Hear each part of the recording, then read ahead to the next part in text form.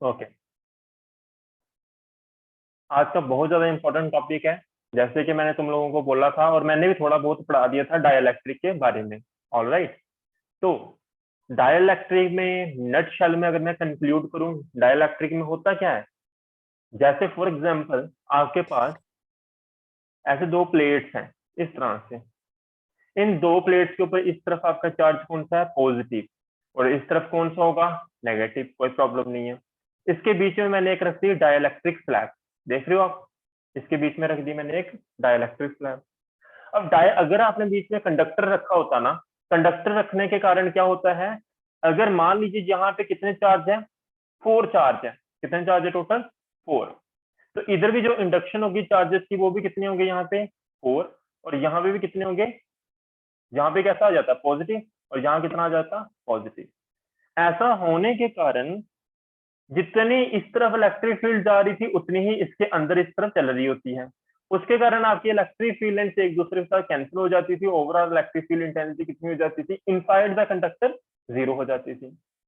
अब डाइलेक्ट्रिक में ऐसा नहीं होता है। एग्जाम्पल के तौर पे समझिए, देखो क्या, बाहर चार्ज कितना है, 4, लेकिन अंदर जो इंड्यूस होगा मान लीजिए वो 4 नहीं होगा, वो कितना होगा, सिर्फ 2 है, यानी कि 2। इस तरफ 1 और 2, और इस तरफ भी क्या होगा, एक पॉजिटिव और ये दूसरा पॉजिटिव। इसके कारण जो इलेक्ट्रिक फील्ड सेटअप होगा वो एक लाइन इस तरफ चल रही होगी और दूसरी लाइन इस तरफ चल रही होगी। लेकिन जो बाहर का ये वाला चार्ज और ये वाले चार्ज के कारण टोटल मान लीजिए इलेक्ट्रिक फील्ड लाइन कितनी बन रही थी, 4। तो इस तरफ मैं कलर चेंज करता हूँ आपको अच्छे से समझ आएगी। ये देखिए 1 2 3 और 4। अब ये वाली अंदर वाली जो इंड्यूस हुई थी इसने इसके साथ कैंसिल हो जाना है, इसने इसके साथ कैंसिल हो जाना है। अब एक चीज इंपॉर्टेंट यहाँ पे क्या है, इंपॉर्टेंट ये है, फिर भी जो आपका डाइलेक्ट्रिक स्लैब है इसके अंदर फिर भी आपकी इलेक्ट्रिक फील्ड इंटेंसिटी क्या रही है, बनी रही है। और वो भी किस डायरेक्शन में, इस डायरेक्शन में। एक्चुअल में इसके कारण जो इलेक्ट्रिक फील्ड लाइन थी वो कितनी थी, टोटल 4 थी। इसके अंदर जो इंड्यूस हुई है डाइलेक्ट्रिक के कारण वो कितनी हुई, 2 हुई, जो कि ऑपोजिट डायरेक्शन में थी। इन दो इलेक्ट्रिक फील्ड लाइन से एक दूसरे को कैंसिल कर दिया। ओवरऑल इलेक्ट्रिक फील्ड लाइन इसके अंदर डाइलेक्ट्रिक के अंदर भी बन गई, जो कि ओवरऑल कितनी बनी, 2 बनी। किस तरफ, इस तरफ। अब थोड़ा सा इसको मैं मॉडिफाई करता हूँ। देखिए होता क्या है एक्चुअल में, जैसे हम डाइलेक्ट्रिक स्लैब रखते हैं दो प्लेट्स के बीच में, इसके अंदर इलेक्ट्रिक फील्ड एक्चुअली क्या होती है, पोलराइजेशन होती है। किसकी, डाइलेक्ट्रिक की। पोलराइजेशन का मतलब यही तो पोलराइजेशन हो रही है। इस तरफ आपके देखो, मैंने बताया था ना ऐसे करके मॉलिक्यूल्स, मैं डायग्राम में दिखा देता हूँ। ये देखिए, ये पोलराइजेशन अगर आपने वो लेक्चर रिवाइज किया होगा तो आपको पता चल गया होगा। मॉलिक्यूल्स जैसे इस तरफ पॉजिटिव चार्ज, इस तरफ क्या आता है, नेगेटिव, इस तरफ पॉजिटिव, इस तरफ नेगेटिव, इस तरफ पॉजिटिव, इस तरफ नेगेटिव, इस तरफ पॉजिटिव। तो इसके कारण ये हो क्या रही है, एक्चुअली पोलराइजेशन हो रही है। किसकी, डाइलेक्ट्रिक की। कोई प्रॉब्लम नहीं है, ओके। अब देखिए, पोलराइजेशन होने के कारण इलेक्ट्रिक फील्ड इस डाइलेक्ट्रिक के अंदर पोलराइजेशन के कारण इस डायरेक्शन में होगा, ओके। लेकिन बाहर अगर आपने प्लेट लगाई हुई है ऐसे करके, इस तरह से बाहर आपने जैसे प्लेट लगाई थी उसके कारण भी तो इलेक्ट्रिक फील्ड है, वो किस तरफ है, इस तरफ है।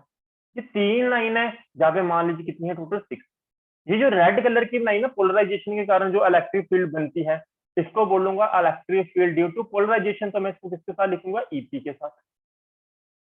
और ये जो बाहर से ऐसे करके इलेक्ट्रिक फील्ड लाइन पहले की बनी थी जब डाइलेक्ट्रिक स्लैब नहीं रखा हुआ था, ये इस इलेक्ट्रिक फील्ड लाइंस को कौन सी इलेक्ट्रिक फील्ड लाइंस बोलते हैं, इलेक्ट्रिक फील्ड इन फ्री स्पेस, जिसको हम ई नॉट लिखते हैं। देखिए बात को समझिए। मीन्स मैंने क्या समझाया तुम लोगों को, पोलराइजेशन के कारण इलेक्ट्रिक फील्ड किस तरफ सेटअप होता है, इस तरफ सेटअप होता है, जिसको मैं लिखता हूँ किसके साथ, ईपी के साथ। लेकिन इन प्लेट्स के कारण इलेक्ट्रिक फील्ड सेटअप हुआ था किस तरफ, ई नॉट। ओवरऑल जो इलेक्ट्रिक फील्ड क्या बचेगा, वो बचेगा ई, यानी कि क्या, ई नॉट माइनस ईपी। क्या बचेगा, ई नॉट माइनस ईपी। ये ई नॉट क्या है, जो फ्री स्पेस में इलेक्ट्रिक फील्ड इंटेंसिटी होती है, और ईपी क्या है, जो इस डायरेक्शन में इलेक्ट्रिक फील्ड आपका बना है ड्यू टू पोलराइजेशन। तो जब आपको टोटल नेट इलेक्ट्रिक फील्ड निकालना है तो एक्चुअल में क्या था, फ्री स्पेस में इस डायरेक्शन में था, लेकिन पोलराइजेशन के कारण इस तरफ भी थोड़ा सा इलेक्ट्रिक फील्ड सेटअप हो गया। तो जब मुझे नेट निकालना होगा तो क्या होगा, ई नॉट माइनस ईपी होगा। कंडक्टर के केस में भी ऐसा ही होता था, ई निकालना होता था हमें हम करते थे ई नॉट माइनस ई निकालते थे, लेकिन उस केस में जितनी इलेक्ट्रिक फील्ड इस तरफ होती थी उतनी ही इलेक्ट्रिक फील्ड इस तरफ होती थी, इक्वल होती थी, इस कारण ये वैल्यू क्या हो जाती थी आपकी, 0 हो जाती थी। लेकिन इस केस में ऐसा नहीं है। इस केस में आपकी नेट इलेक्ट्रिक फील्ड डाइलेक्ट्रिक के अंदर प्रेजेंट होती है, जो हमारी वैल्यू कितनी आ रही है, E equal to E not minus E. क्या यहाँ तक सभी को बात समझ आ गई? एक बार फटाफट मुझे बता दो, मैसेज करके अपना माइक को अनम्यूट करके भी बता सकते हो, फिर आगे बढ़ते हैं। Okay, very good. अब देखिए आगे, किसी को कोई डाउट है पूछ सकता है? Yes sir, okay fine. अब देखिए, इस प्लेट के ऊपर चार्ज कैसा आपका, पॉजिटिव, और इस प्लेट के ऊपर चार्ज कैसा, नेगेटिव। ये मैंने दो पैरेलल प्लेट्स ले ली, ओके। बीच में रख दिया मैंने क्या, डाइलेक्ट्रिक, बीच में क्या रख दिया, डाइलेक्ट्रिक स्लैब। तो इस तरफ आपकी इलेक्ट्रिक फील्ड सेटअप होगी जिसको मैं लिखता हूँ ईपी के साथ, और फ्री स्पेस में इलेक्ट्रिक फील्ड किस तरफ होगी, इस तरफ होगी, जिसको मैं किसके साथ लिखता हूँ, ई नॉट के साथ। कोई प्रॉब्लम नहीं है। और ओवरऑल जो इलेक्ट्रिक फील्ड बनेगा इसके अंदर, वो किस तरफ बनेगा, इस तरफ बनेगा, जिसको मैं किसके साथ लिख रहा हूँ, ई के साथ। और ई आपका क्या है, what is E, E equals to E not minus E P. ये इंपॉर्टेंट बात थी इस क्वेश्चन के अंदर। बाकी सेम डेरिवेशन जैसे हमने पहले की थी दो केसेस में, वैसे इसमें होगी।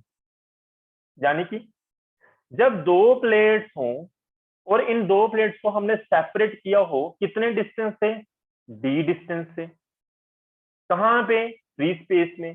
तो इसके ऊपर चार्ज कितना डिस्ट्रीब्यूटेड है, प्लस क्यू चार्ज डिस्ट्रीब्यूटेड है। कौन सी प्लेट के ऊपर, जो मान लीजिए फर्स्ट प्लेट और जो कौन सी आपकी सेकंड प्लेट है। अच्छा, तो वही बात कह रहा हूं कि फ्री स्पेस में इसके अंदर जो कैपेसिटी बनेगी, कैपेसिटी इन फ्री स्पेस कितनी होगी, सी नॉट इक्वल्स टू क्या होती है, बताओ फटाफट मुझे, ए एप्सिलॉन नॉट अपॉन डी होती है। ये फॉर्मूला हमने डिराइव किया हुआ, ये इक्वेशन कौन सी होगी, फर्स्ट होगी। उसके बाद हम क्या करेंगे, इंट्रोड्यूसिंग डाइलेक्ट्रिक स्लैब। हम क्या करेंगे, इंट्रोड्यूस करेंगे क्या, डाइलेक्ट्रिक स्लैब। ये जो डाइलेक्ट्रिक स्लैब हम रखेंगे इसके अंदर, इसकी थिकनेस कितनी है, जैसे उस दिन हमने मानी थी कंडक्टर की, कंडक्टिंग स्लैब की कितनी, वेरी गुड, ओके। और एक और इंपॉर्टेंट बात मैंने क्या बोला था, ये जो दो प्लेट्स के बीच में डिस्टेंस होता है जो ज्यादा होता है, यानी कि बड़ा होता है, किससे बड़ा होता है, thickness of the introduced slab, यानी कि d is capital greater than c. ये बातें जो सारी मैंने लिखी बोली, जहां पे हमने लिख ली है, मैं लिख के आपको प्रोवाइड कर दूंगा पीडीएफ। तो माइक इसका ऑन है, ऑफ कर दो भाई, बहुत नॉइस आ रही है। मुस्कान, ओके। तो उसके बाद जो मैंने अभी समझाया यहाँ पे वो भी लिखेंगे हम, कि जैसे डाइलेक्ट्रिक स्लैब लिखी, इसके अंदर क्या होगा, आपका नेट क्या बनेगा, एक तो आपका बनेगा electric field due to polarisation, and net electric field क्या बनेगा आपका, E equals to E not minus c बनेगा। तो ये सारी बातें लिखने के बाद कहानी वही चलनी है आपकी, क्या, जैसे मैंने आपको समझाया था कि कैसे कैपेसिटी निकलती है, हमें यूज करना पड़ता है पोटेंशियल ग्रेडियंट वाला फार्मूला। वी नो, हमें क्या पता है, वी नो क्या होता है, वी पोटेंशियल ग्रेडियंट का formula, E is equal to minus D V upon D L, very good. तो इलेक्ट्रिक फील्ड इंटेंसिटी कुछ क्या होता है, वोल्टेज अपॉन डिस्टेंस। अब यहाँ पे वोल्टेज कितनी है, वी है, और यहाँ पे डिस्टेंस कितना है, डी है। लेकिन यहाँ पे एक छोटा सा ट्विस्ट है। देखिए आपको पता है मैंने क्या बताया, ये क्या है आपकी, इसको अच्छे से लिख देता हूँ आपके लिए। देखिए मैंने क्या बताया आपको, मैंने बोला इलेक्ट्रिक फील्ड इंटेंसिटी, यानी कि इलेक्ट्रिक फील्ड इक्वल्स टू किसके बराबर है आपका, इलेक्ट्रिक पोटेंशियल के अपॉन डिस्टेंस। यही बात कही, यानी कि इलेक्ट्रिक पोटेंशियल यानी कि V किसके बराबर है आपका, इलेक्ट्रिक फील्ड इनटू डिस्टेंस। अब यहां पे इंपॉर्टेंट बात देखो, समझो मेरी बात। देखिए ये जो एरिया ना, ये वाली जगह और ये वाली जगह, इसके अंदर जो इलेक्ट्रिक फील्ड है वो कौन सा है, वो है ई नॉट। कितने डिस्टेंस के अंदर है, वो सिर्फ इतना एरिया और इतनी जगह और इतनी जगह में आपका इलेक्ट्रिक फील्ड इंटेंसिटी किस कौन सी है, ई नॉट है। कितने डिस्टेंस में, डी माइनस टी डिस्टेंस में। और ये जो टी डिस्टेंस बचा इतना सा, इसके अंदर इलेक्ट्रिक फील्ड इंटेंसिटी कौन सी है, ई है। कितनी है, ई। तो ओवरऑल इलेक्ट्रिक फील्ड इंटेंसिटी कितनी होगी आपकी, देखिए टोटल पोटेंशियल कितना बनेगा, ये वाला प्लस ये वाला। मेरी बात ध्यान से समझना इसको, हमने ये पहले भी किया था, जिसने पहले दो केसेस अच्छे से समझे उनको ये समझ बात आ भी गई होगी जो मैंने अभी बताई। मैंने बोला ई नॉट यहाँ पे और यहाँ पे ही प्रेजेंट है, कितने डिस्टेंस में, टोटल डिस्टेंस कितना है, डी, माइनस कर दिया मैंने ये वाला हिस्सा, तो क्या आ जाएगा, डी माइनस टी। तो मैं कह रहा हूँ क्या होता है इलेक्ट्रिक पोटेंशियल, क्या होता है अभी, इलेक्ट्रिक पोटेंशियल क्या होता है, इलेक्ट्रिक फील्ड इनटू डिस्टेंस होता है। तो V इक्वल टू क्या आ जाएगा आपका, ई नॉट कहाँ पे प्रेजेंट था, ई नॉट आपका प्रेजेंट था कौन से डिस्टेंस में, d माइनस टी डिस्टेंस से, प्लस E कितने डिस्टेंस में प्रेजेंट है, सिर्फ t डिस्टेंस में। तो कितने डिस्टेंस में, t डिस्टेंस में। क्या ये मैंने कैसे लिख दिया पता चला, किसी को कोई डाउट तो नहीं है, तब तक मैं आगे बढ़ू। ये मैंने कैसे लिख दिया पता चला कि नहीं चला, यस सर। बाकी वाले, यस सर। ओके सिर्फ दो की पता चला, बाकी वाले बता दो भी, नहीं पता चला बता देता हूँ वापस रिपीट करके। हमें एक और चीज पता है साथ में, वी नो, याद करो मैंने डाइलेक्ट्रिक कांस्टेंट की आपको एक स्टेटमेंट बताई थी, निशान को समझ आ गई।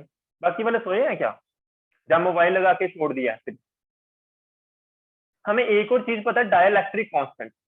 मैंने डाइलेक्ट्रिक कांस्टेंट के बारे में क्या बताया था, चलिए एक बार वापिस चलते हैं। ये देखिए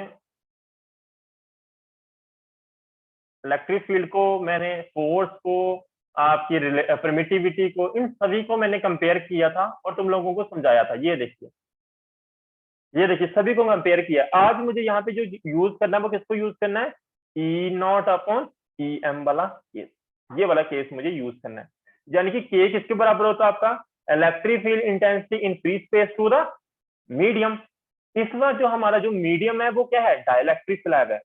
मीन्स हम क्या करेंगे, ई नॉट अपॉन क्या कर देंगे, ई कर देंगे। ई क्या है, जो डाइलेक्ट्रिक के अंदर इलेक्ट्रिक फील्ड इंटेंसिटी बनी थी आपकी, देखिए ये देखिए हमारा केस, इसके अंदर इलेक्ट्रिक फील्ड कौन सी बनी है, ई बनी है, और फ्री स्पेस में कितनी है आपकी, ई नॉट। तो मीन्स डाइलेक्ट्रिक कांस्टेंट यानी कि के, इसको मैं अगर पूरा नाम लिखूं तो क्या लिखूंगा, डाइलेक्ट्रिक कांस्टेंट कितना है आपका, equals to E naught upon E है, कोई प्रॉब्लम नहीं है। मैं ई को ऐसा लिख सकता हूँ, इसको ध्यान से देखना, ई को दूसरी तरफ भेज दिया तो के कहाँ आ जाएगा, डिनोमिनेटर में, तो क्या आ जाएगा, ई नॉट अपॉन के आ जाएगा। ये कैसे लिख दिया पता चला सभी को, के क्या है आपका डाइलेक्ट्रिक कांस्टेंट, ये भी पता होना चाहिए। ई कितना आ गया हमारा, ई नॉट अपॉन के आ गया। अब इस ई की वैल्यू में यूज करूंगा किस इक्वेशन में, इक्वेशन नंबर 1 में। कौन सी इक्वेशन नंबर 1, ये वाली। तो using above value in equation number 1, using above value of E in equation number 1। क्या थी इक्वेशन नंबर 1 भाई, इक्वेशन नंबर 1 थी V equals to E not D minus T plus E into T था। E की जगह मैं क्या लिख दूंगा, E नॉट अपॉन K लिख दूंगा। ध्यान रहे K क्या है, डाइलेक्ट्रिक कांस्टेंट, याद रहना, E not upon K into क्या था आपका, T था। यहाँ पे भी ई नॉट है, यहाँ पे भी ई नॉट है, कॉमन ले लेते हैं, कोई प्रॉब्लम नहीं है। This implies V equals to E not, अंदर क्या बचेगा, D minus T plus T upon K. ये स्टेप कैसे कर दिया, समझ आया कि नहीं आया, फटाफट बताओ। ओके किसी को नहीं आया तो फटाफट पूछ लेना मुझे। और ये इलेक्ट्रिक फील्ड ई नॉट, ये ई नॉट क्या है, electric field between two plates, electric field intensity between two plates. और electric field intensity between two plates in free space क्या होती है आपकी, क्या फॉर्मूला था, सिग्मा अपॉन ए, पढ़ाया था ना मैंने। बिटवीन टू प्लेट्स क्या होती है, दो प्लेट्स के बीच में होती है सिग्मा अपॉन ए, और यहाँ पे कितनी होती है 0, और यहाँ पे भी कितनी होती है, अच्छा उल्टा बोल दिया मैंने, क्या होती है भाई? हाँ, sigma upon epsilon not. Very good. हाँ, दो प्लेट के बीच में कितनी होती है? सिग्मा अपॉन एप्सिलॉन नॉट होती है। और बाहर इस तरफ भी और इस तरफ भी कितनी होती है? 0 होती है। ये बात पता ही है। फ्री स्पेस में पता चल गया हमारा। यहाँ पे ई नॉट तो लिखना है मुझे, तो ई नॉट कितना हो जाएगा आपका? Sigma upon epsilon not. इधर क्या बचा आपका? D minus T plus T upon के। ओके, सिग्मा क्या होता है आपका? Surface charge density. ये भी पता है तुम लोगों को, जिसका फॉर्मूला क्या होता है बताओ? Charge upon area. Very good, है ना? क्या होता है? Charge upon area. तो क्यू अपॉन ए हो जाएगा। तो सिग्मा की जगह मैं क्या लिख रहा हूँ? क्यू अपॉन, देखो सेम वही मेथड चल रहा है आपका, कुछ भी नहीं है, बस थोड़ी सी मॉडिफिकेशन हो रही है फॉर्मूले में। और बहुत ज्यादा इंपॉर्टेंट है, आपके एग्जाम में आते हैं क्वेश्चन ये 5 मार्क्स में। सर हमारी वी वाली इक्वेशन नंबर 2 बनेगी। एक सेकेंड। अच्छा अच्छा, ठीक ठीक ठीक, वो इक्वेशन 2 थी। वेरी गुड, है ना? इक्वेशन नंबर 1 हमने पहले ही बना दी थी, ये इक्वेशन नंबर 2 रख दो। हाँ चलो, कोई तो जागा हुआ है। इक्वेशन नंबर 2, और यहाँ पे हमने किसमें वैल्यू पुट की? इक्वेशन नंबर 2 में। ये लीजिए, ठीक है, फाइन। तो यहां तक बात क्लियर हो चुकी होगी। अब देखिए यहाँ पे फिर से वही कहानी चलेगी। आपको पता है Q इक्वल टू किसके बराबर होता है? बताओ मुझे। Q equal to C V. Q equal to C V. C क्या है आपका? Electric capacitance. बी क्या है? वोल्टेज। और Q क्या है आपका? चार्ज। तो this implies V equal to, Q की जगह क्या रख दूंगा मैं? C V upon A epsilon naught d minus T plus T upon K. जो बहुत दिनों के बाद आए हैं, जो जिन्होंने पिछले 2 लेक्चर भी अटेंड नहीं किए, उनको समझ नहीं आ रही होगी, मैं इस बात की गारंटी लेता हूँ। उनको पता ही नहीं चल रहा होगा मैं ये कैसे लिख रहा हूँ। ठीक है, तो अब ये मत सोचना कि हमें समझ नहीं आ रही। मैं पहले बताऊंगा आपको समझ नहीं आएगी। क्यों? क्योंकि आप आए आज 2-3 दिन के बाद, और ये सारी बातें ये कहाँ से आ रही है मैं पहले बता चुका हूँ। ओके, अब यहाँ पे हमें निकालना क्या है? जो चीज को हमें निकालना होता है उसको एक तरफ रखते हैं, बाकी सारी टर्म्स हम दूसरी तरफ भेज देते हैं। ये सभी को पता है ना? बचपन से पढ़ते आ रहे हो। तो मुझे सीन चाहिए, इलेक्ट्रिक कैपेसिटेंस, इसको इस तरफ रखूंगा, बाकी सारी टर्म्स मैं दूसरी तरफ भेज दूंगा। या ऐसा भी कर सकते हो, यहाँ पे आप बी देख रहे हो और ये बी आपस में क्या हो जाएंगे? कैंसिल आउट हो जाएंगे। तो मैं इसका थोड़ा सा साइज रिड्यूस कर रहा हूँ ताकि मैं सारी इक्वेशन यहीं पे सॉल्व कर दूं। एक बार बता दो मुझे, ये बिजी वाला है, इतना साइज आपको दिख रहा है ना सभी को? Yes sir. ओके, अब देखिए नेक्स्ट स्टेप। दिस इंप्लाइज, यहाँ पे तो 1 बचेगा, तो बाकी सारे सी निकल ना मुझे। सी को एक तरफ रखो, बाकी सारी टर्म दूसरी तरफ। तो क्या आ जाएगा? ए एप्सिलॉन नॉट, डिनोमिनेटर में क्या आ जाएगा? D minus T plus T upon के इक्वल्स टू सी।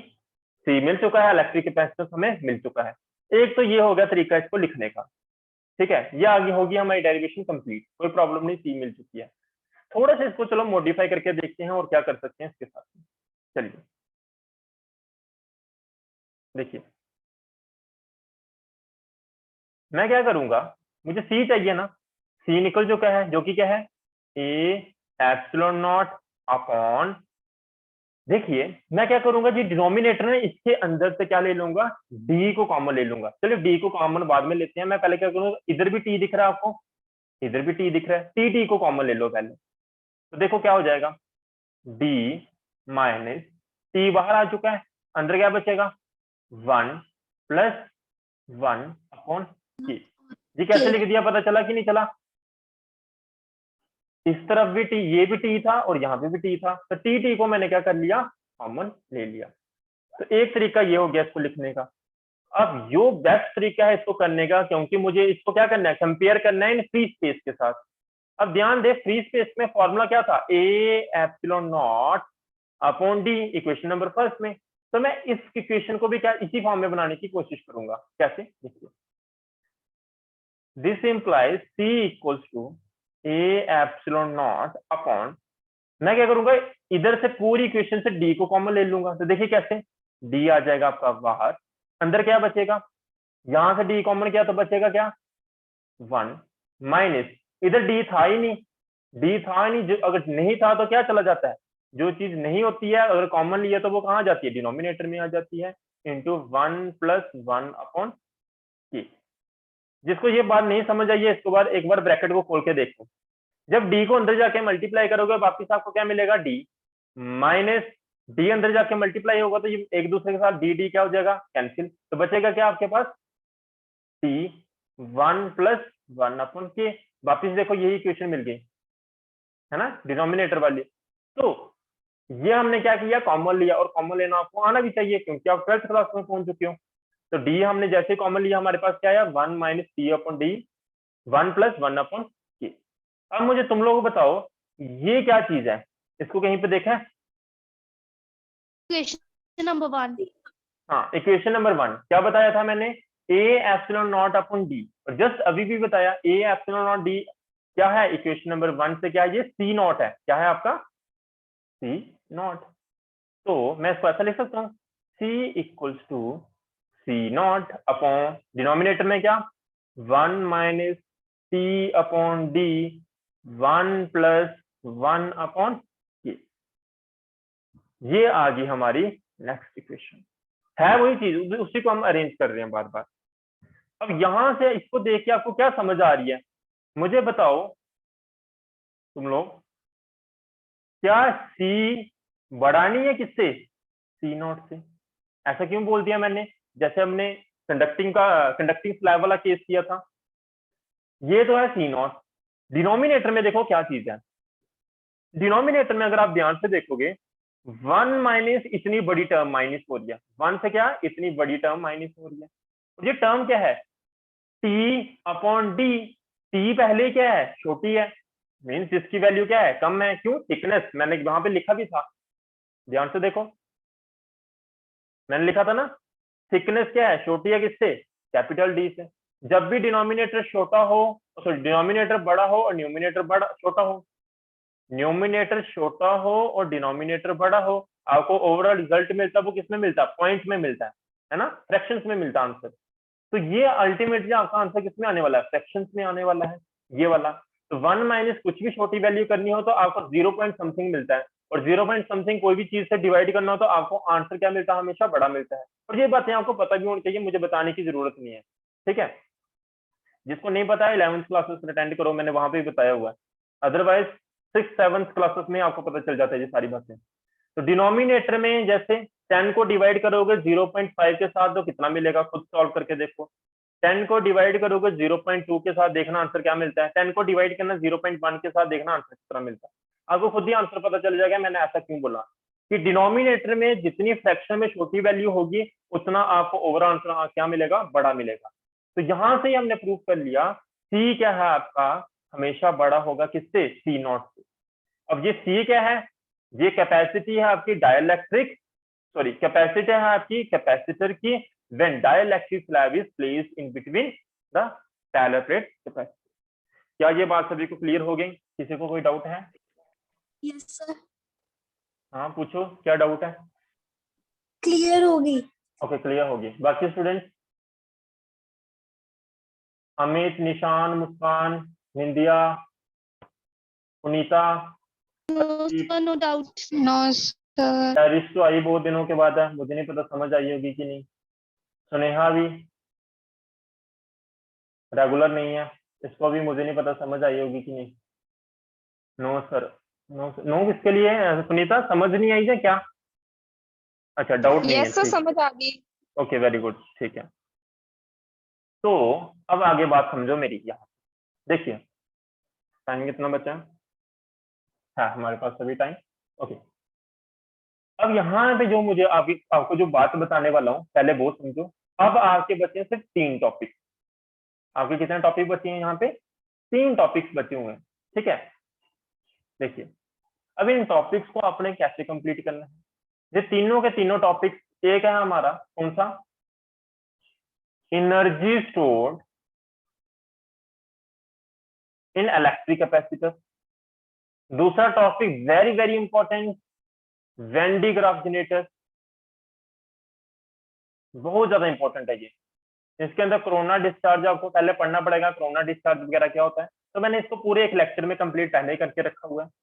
दूसरा, क्योंकि 40 मिनट में Van de graph generator complete एक वीडियो में बनाना कंप्लीट नहीं है, लाइव वो भी पढ़ा पाना, इसको मैंने रिकॉर्डेड लेक्चर में रखा है। Energy stored in electric capacitors, जो टॉपिक भी आपने रिकॉर्डेड अटेंड करना है। और थर्ड लेक्चर है आपका कौन सा, कैपेसिटर्स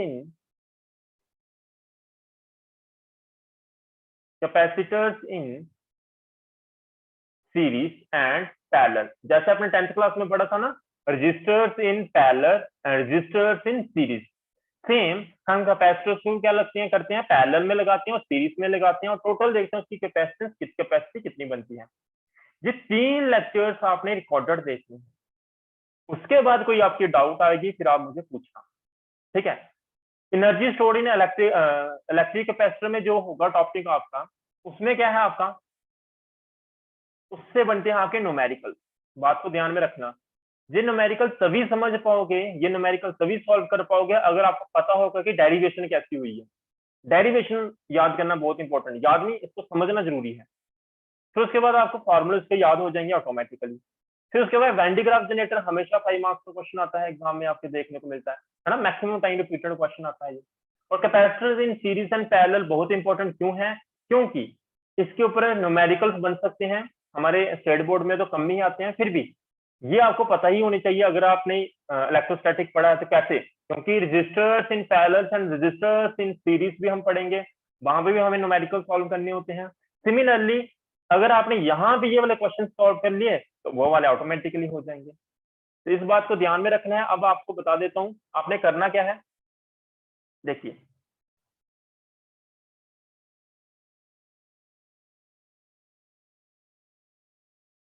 आपने सिंपल जाना है, जैसे ये अगर सर्च करोगे है ना, अभी तो रिकॉर्डिंग की जरूरत ही नहीं है।